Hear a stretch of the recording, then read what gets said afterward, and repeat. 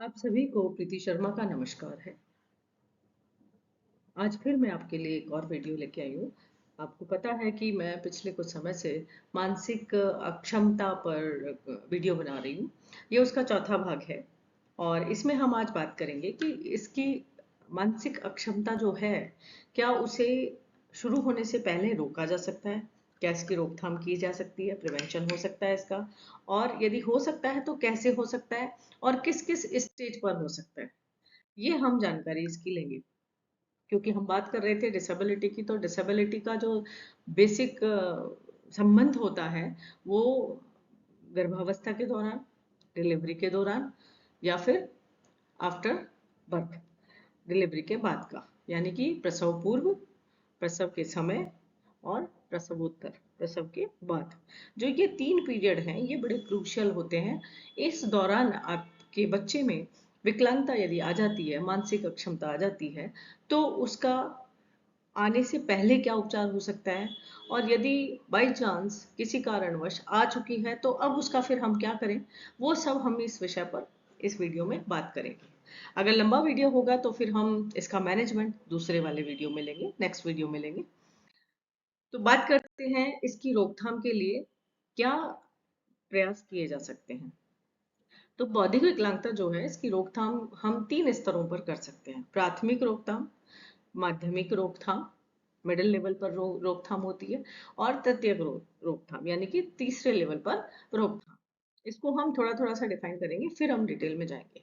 प्राथमिक रोकथाम में देखिए, विकासशील जो भ्रूण होता है, यानी कि जो गर्भावस्था है उसमें जब भ्रूण पनप रहा है, डेवलपमेंट हो रहा है, इस स्टेज की बात करते हैं। इसमें इसका उद्देश्य ये होता है कि बौद्धिक रूप से विकलांग पैदा होने वाले बच्चों की संख्या कम हो, उनका दिमाग पूर्ण रूप से विकसित हो।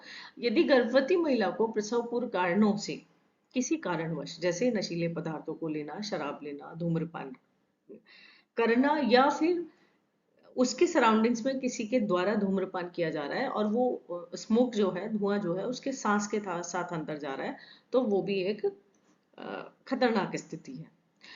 इस तरह के कोई कारण हो सकते हैं। अनुवांशिक परामर्श हो सकता है। अगर कोई अनुवांशिक की बीमारी चली आ रही है, चौथी पीढ़ी, पांचवी पीढ़ी पहले से कोई ऐसा होता आ रहा है कि परिवार में कोई ना कोई मेंटली रिटार्डेड होता है, या बाद में हो जाता है जन्म के बाद, तो इस तरह का कुछ है तो उसके लिए आप पहले से ही परामर्श ले सकते हैं। कुछ टेस्ट होते हैं गर्भावस्था से पहले, गर्भावस्था के दौरान, तो हम वो पहले ही कर लेते हैं।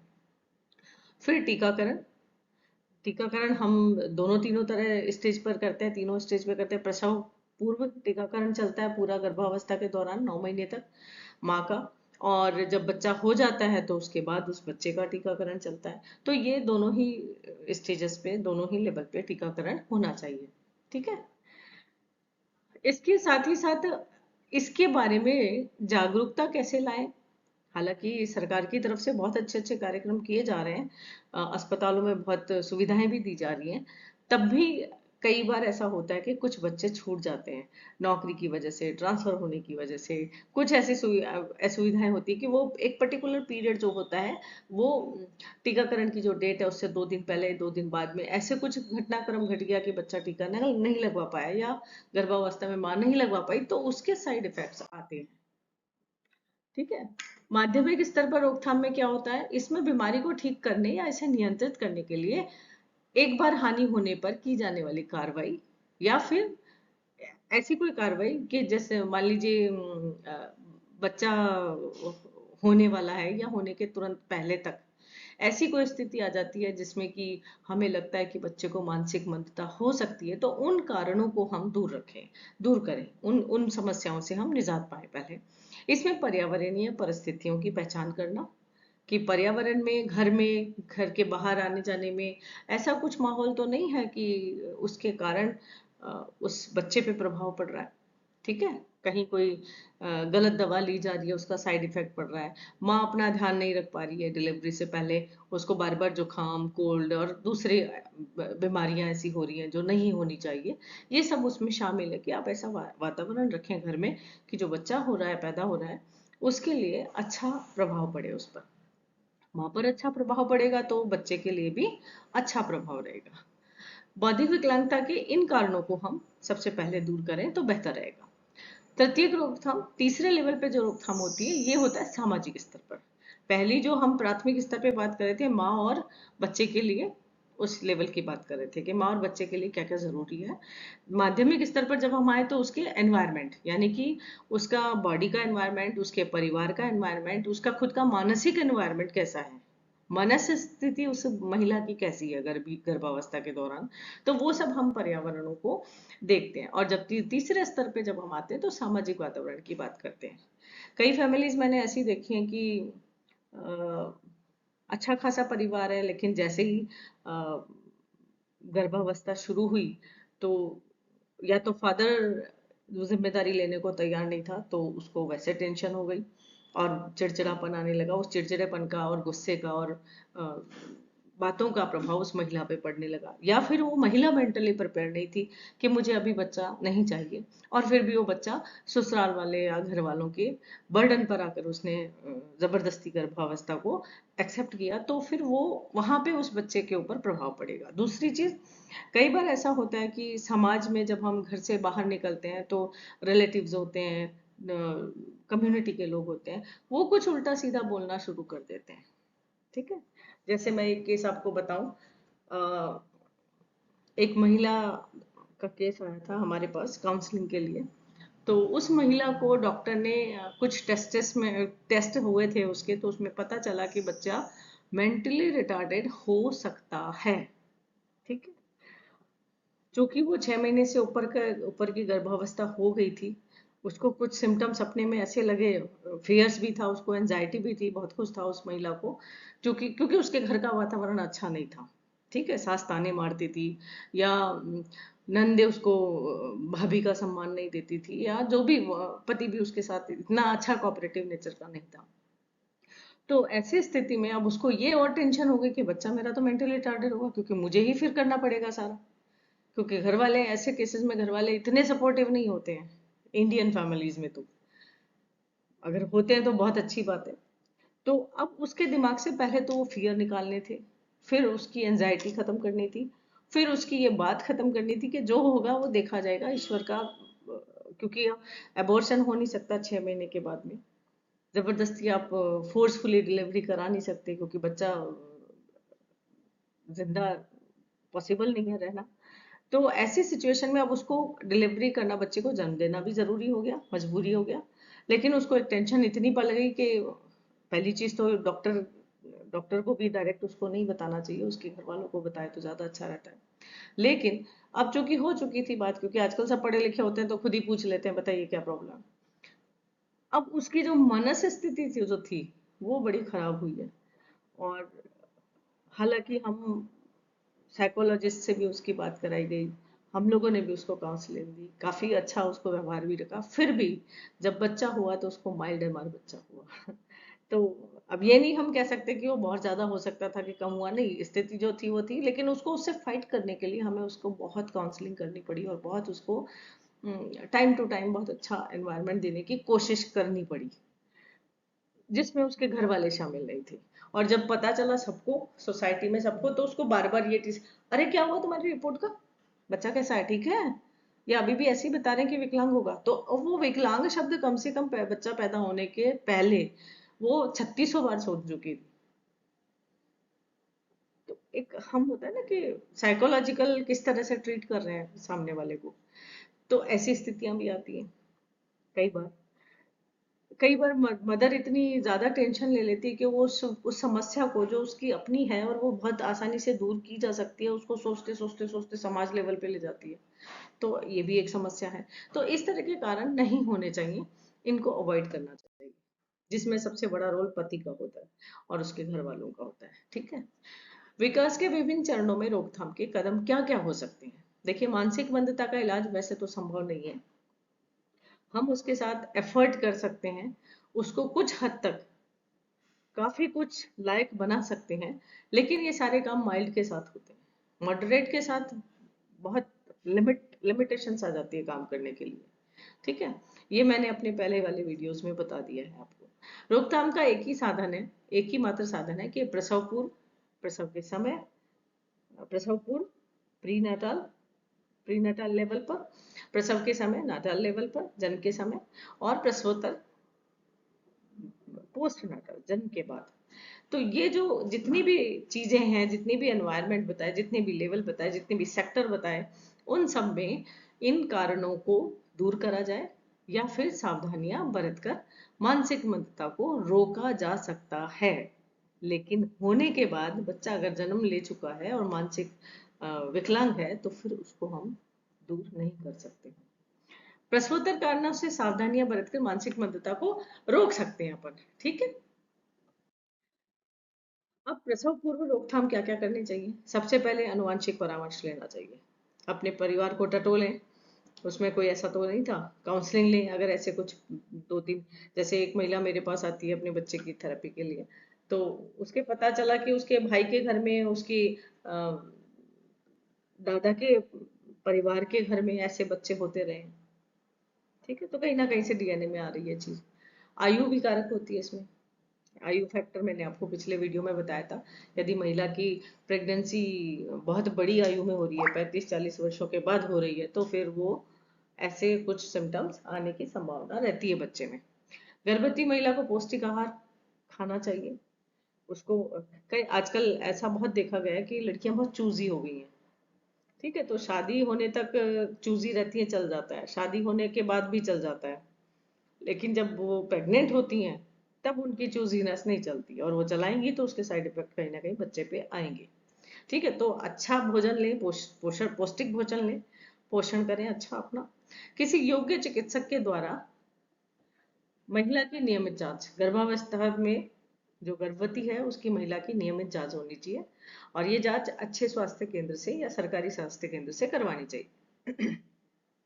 किसी योग्य डॉक्टर के द्वारा ही दवाएं लेनी चाहिए।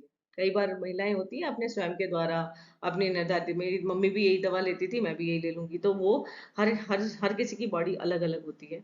जरूरी नहीं है प्रेगनेंसी पीरियड में जो दवा आपकी मम्मी को सूट कर गई वो आपको भी सूट कर जाएगी। ठीक है, तो ऐसा नहीं करें।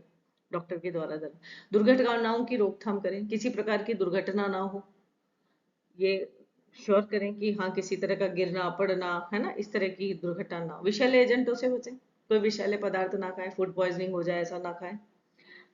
जो हमारा आयुर्वेद है वो ये कहता है कि बेमेल खाना नहीं खाना चाहिए, जैसे आम और दही, आम और दाल, ये बेमेल खाने हैं। लेकिन आजकल सब चलता है, आपने फ्यूजन फूड बनाना शुरू कर दिया, तो वो सब ऐसा नहीं होना चाहिए क्योंकि उसके अलग अलग प्रभाव है। ठीक है, आम के साथ आप प्याज खा लें, आपको व्हाइट स्पॉट्स हो जाएंगे, कोड़ जैसे दाग होने लग जाएंगे आपके। तो अब ये जिनको नहीं पता वो खा लेते हैं। यहाँ तक कि प्याज की सब्जी भी नहीं खानी चाहिए उसके साथ, या प्याज जिसमें छोंक लगा है जिस सब्जी में उसके साथ आम को नहीं खाना चाहिए। ठीक है, शारीरिक मानसिक आघात से बचना चाहिए। किसी भी तरह का गर्भवती स्त्री को शारीरिक आघात ना हो, मानसिक आघात नहीं हो। मानसिक तो हमारे इंडियन कल्चर में है ही है, और है जो है, ये जो एकता कपूर के सीरियल देख देख के वो और फैमिली क्राइसिस होने लगे, फैमिली पॉलिटिक्स गजब होने लगी, तो वो मानसिक आघात का कारण बन रहे हैं। ठीक है, मुझे नहीं पता कि एकता कपूर को इस विषय पे क्या कर्मा मिलेगा, लेकिन उन्होंने अपना का एक कर्मा तो बना लिया है। ठीक है, जो चीजें हायर सोसाइटी तक सीमित थी वो अब मिडिल क्लास और लोअर क्लास तक आ गई हैं। किसको कैसे डिच करना है, किसको कैसे परेशान करना है, ये सब चीजें अब मिडिल क्लास और लोअर क्लास में भी आ चुकी हैं। ठीक है, ड्यू टू एकता कपूर जी। गर्भवती महिला को टेटनस का टीका अवश्य लगाना चाहिए। टेटनस, क्योंकि टेटनस का टीका उनके स्वास्थ्य के लिए अच्छा होता है, बच्चे के लिए अच्छा होता है। ठीक है, वो जरूर लगवाना चाहिए। प्रसव प्रसव के बाद में जो रोकथाम होती है, जस्ट ए मिनट, प्रसव पूर्व में ही आगे अपन चलते हैं। गर्भपात केवल अस्पताल में किसी योग्य चिकित्सक द्वारा करवाना चाहिए। कई बार ऐसा होता है, आप अबॉर्शन करवाने चले गए और डॉक्टर की बजाय उसने दाई नहीं कर दिया क्योंकि वहां पे उस समय डॉक्टर अवेलेबल नहीं थे, या ऐसा होता है कि गांव में बहुत लिमिटेड स्टाफ होता है, तो उन्होंने कर दिया, तो ऐसी कुछ इंजरी हो गई कि आगे आपके बच्चा होने में ही दिक्कत आ रही है, तो अच्छे योग्य चिकित्सक के पास ही जाएं। 18 वर्ष से कम आयु हो तो गर्भावस्था ग्रहण नहीं करनी चाहिए, गर्भवती नहीं होना चाहिए, और 35 वर्ष से ऊपर होने की उम्र में भी गर्भवती नहीं होना चाहिए।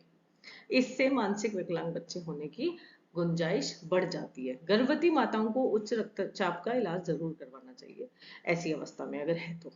ठीक है। गर्भवती महिलाओं को एक्सरे के संपर्क में नहीं आना चाहिए, क्योंकि इनकी जो किरणें हैं वो उनके बच्चे को नुकसान पहुंचाती हैं और सीधे सीधे मस्तिष्क पर प्रभाव करती हैं। योग्य और प्रशिक्षित व्यक्ति से, डॉक्टर से प्रसव करवाना चाहिए। ठीक है। प्रसव अधिमानतः अस्पताल में, जो मान्यता प्राप्त अस्पताल है उन्हीं में करवाना चाहिए। ठीक है।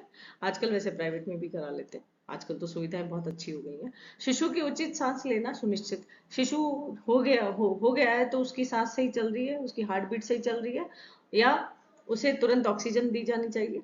ठीक है।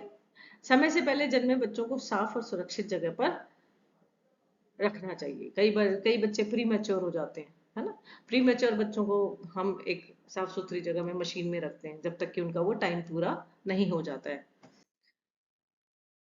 डिलीवरी की सही तारीख की गणना होनी चाहिए, क्योंकि अगर डिलीवरी की सही तारीख आपको पता नहीं होगी तो प्री मैच्योर बेबी हुआ है वो तो आप देख के चलो डॉक्टर्स पहचान जाते हैं, लेकिन जब बच्चा लेट हो रहा है, प्रसव डिलीवरी की तारीख आ गई है और वो तारीख निकले 2 दिन, 1 दिन हो गया है, तो वो 1 दिन के बाद उस बच्चे का जो डैमेज होना शुरू होगा वो दिक्कत दे जाएगा।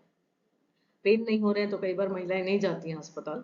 तो वो एक सिचुएशन है जिसको आपको डेट आपको पता है कि मेरा पूरे 9 महीने इस डेट को हो रहे हैं, तो आप उस दौरान जल्दी जल्दी चेकअप कराएंगे तो डॉक्टर आपको अच्छी सलाह दे देंगी। यदि माँ का प्रसव मार्ग छोटा है तो बच्चे को अस्पताल में शल्य चिकित्सा द्वारा प्रसव करवाना चाहिए। यदि मान लीजिए आपके वेजाइनल जो पाथवे है वो बहुत सकरा है और आपको पेन बहुत हो रहा है, तो ऐसी स्थिति में डॉक्टर ऑपरेशन सिजेरियन बच्चा करते हैं। ठीक है। और वो जरूरी भी है, उस समय उस परिस्थिति की यही मांग होती है। प्रसवोत्तर रोकथाम, पोस्टनाटल लेवल पे क्या क्या रोकथाम हो सकती है अपने पास। निवारण, जो भी आपका संबंधित टीके लगाए जाते हैं वो टीके उनको बच्चे को लगाने चाहिए। जन्म के तुरंत बाद भी जो जितने टाइम वो बच्चा हॉस्पिटल में रहता है वो 1-2 टीके लगते हैं, वो जरूर लगवाने चाहिए। डिप्थीरिया, काली खांसी और टिटनस, खसरा और इनके टीके बच्चे को नियमित टीकाकरण को करवाना चाहिए। अगर नहीं करवाते हैं तो फिर वो टीके का जो टाइम है वो निकल जाता है, उसके बाद वो डॉक्टर लगाते नहीं है और फिर वो उतना फायदा भी नहीं करता है। दुर्घटनाओं से बचने के लिए सावधानी बरतें। कई बार ऐसी दुर्घटनाएं हो जाती है, बच्चा और जच्चा बच्चा दोनों पलंग पे सो रहे हैं, बच्चा गिर गया। ठीक है। अस्पताल में कुत्ते बिल्ली आ गए उठा के ले गया। तो इस तरह की घटनाओं से बचना चाहिए। बच्चे को संतुलित और पौष्टिक आहार देना चाहिए। टाइम पर जो उसको माँ का पहला दूध देना है तो वो देना ही है, उसको अवॉइड नहीं कर सकते हम। ठीक है। उसके बाद टाइम टू टाइम उसको क्या चीजें जरूरी है, दूध देना है, उसको दवा देनी है, उसको टीका लगाना है, टाइम टू टाइम उसको साफ करना है, वो सब अच्छे से होना चाहिए। उचित अच्छा पर्यावरणीय प्रोत्साहन होना चाहिए। ठीक है। मैं अगर एक बच्चे की बात करूं तो एक बच्चा हमारे आसपास के उसमें था। वो बच्चा अपनी प्रेजेंस 1.5 से 2 महीने के बीच में हमें शो करने लग गया था कि हाँ मैं हूँ, मेरे से बात करो। उसका ये था मतलब कहने का। ठीक है। और जैसे ही हम उससे बात करते थे, भले वो कुछ ना समझे लेकिन ऊ आ सब करता था, वो साउंड निकालता था, है ना। तो हमें लगता था कि नहीं, कम्युनिकेशन तो हो रहा है, कैसे भी हो रहा हो। ठीक है। तो वो अच्छा माहौल आप दें। और उसके साथ फिर इतनी अच्छी ट्यूनिंग बैठ जाती है, जो लोग उस बच्चे से अच्छी तरह बात करते हैं वो इतनी अच्छी ट्यूनिंग बैठा लेते हैं बच्चे, छोटे होने पर भी, 1-2 महीने के होने पर भी, कि वो अपने इशारों से, अपने साउंड से वो बता देते हैं कि हाँ आप मुझे अच्छे लगते हो। ये मैंने खुद ने फील किया है, इसलिए मैं आपको बता रही हूँ, है ना। तेज बुखार पर तुरंत काबू करना चाहिए। इतने छोटे बच्चे को कभी भी बुखार नहीं आना चाहिए, और आगे है तो तुरंत काबू करें। ये मैंने अपनी पिछली वीडियोस में भी बताया है कि 103 से ऊपर बच्चे को बुखार चढ़ने ही ना दें। अगर चढ़ता है तो तुरंत पानी की पट्टियां रखें और डॉक्टर के पास जाएं। यदि बच्चे को दौरे पड़ते हैं तो डॉक्टर से परामर्श। इतनी छोटी एज में अगर दौरे पड़ रहे हैं तो मान के चलिए कुछ ना कुछ मानसिक आघात होगा बच्चे में, तो इससे अच्छा है कि जैसे ही आपने कुछ सिम्टम्स देखे तुरंत डॉक्टर के लेके चले जाएं। दुर्घटनाओं और सिर की चोट से बचना चाहिए। इसमें क्या होता है, जैसे कोई दुर्घटना, बच्चे गिर जाते हैं। ठीक है। बच्चा दूध पी रहा है, दूध पीने के कारण उसको करवट लेने की आदत होती है। अब करवट लिए लिए वो सो रहा है और दूध मुंह में से निकल के कान में चला गया, तो कई बार कान के पकने की संभावना बन जाती है। तो कई ऐसे भी केसेस आते हैं। बच्चा सो रहा है उसको पीछे आपने सोते सोते के उसको एक गोल कपड़ा बना के आपने वो गोलाई से उसको नहीं रखा तो बच्चे का एक साइड से सर चिपक जाएगा, पिचक जाएगा, क्योंकि उसको एक ही साइड सोने की आदत है। उसको नहीं पता मेरी बॉडी में क्या चेंजेस होगा, लेकिन ऐसा कुछ हो जाता है। बच्चा गीले में पड़ा हुआ है तो उसकी चमड़ी पे रैशेज आ जाए, क्योंकि बहुत नाजुक होता है ना बच्चा, तो उसकी चमड़ी पे रैशेज आ जाएंगे, लाल हो जाएगी चमड़ी, छिल जाएगी, फिर उसको दर्द होगा बाद में। तो उस तरह से आपको इन चीजों से बचाना होगा। कई बार मालिश कर हम बच्चे की करते हैं, इंडिया में बहुत अच्छा ये रिवाज है, बहुत अच्छा वो है तरीका बच्चे को अच्छा वो करने के लिए। तो मेरे पास एक केस आया था कि मालिश वाली आई, और वो मालिश वाली क्या होती है, रद्दे दे दे के जोर लगा लगा के मालिश करती है, तो बॉडी पे कर रही थी तब तक तो ठीक था, है ना। लेकिन जैसे ही वो सिर के पार्ट में पहुंची, तो वो सिर के पार्ट में जैसे ही पहुंची तो कहीं ना कहीं हो सकता है हाथ का दबाव ज्यादा लग गया हो, उस बच्चे का जो ओवरऑल डेवलपमेंट था वो डाउन हो गया। और हुआ ये कि जब बिल्कुल डेवलपमेंट नहीं हुआ तो 3 साल की एज में उस बच्चे का ब्रेन का ऑपरेशन करना पड़ा। उसके बाद उसका 0 1 डे शुरू हुआ था लाइफ का। ठीक है, तो वो अपनी एज से हमेशा 3 साल पीछे रहता था। मेरे पास वो केस 10 साल का 11 साल का था तब आया था, तो वो अपनी एज से 3 साल पीछे था उस समय। ठीक है, तो इस तरह की चीज नहीं हो। मेरा वीडियो कैसा लगा आपको, प्लीज इसको लाइक कीजिए, शेयर कीजिए, और ऐसे बच्चे हैं जो इस विशेष शिक्षा की पढ़ाई कर रहे हैं उनको शेयर कीजिए, और प्लीज सब्सक्राइब जरूर कीजिए, क्योंकि आप सब्सक्राइब करते हैं तो मैं और नए नए विषय पे वीडियो बना के लाती हूँ। ठीक है, मिलते हैं फिर अगले वीडियो पे। Bye bye.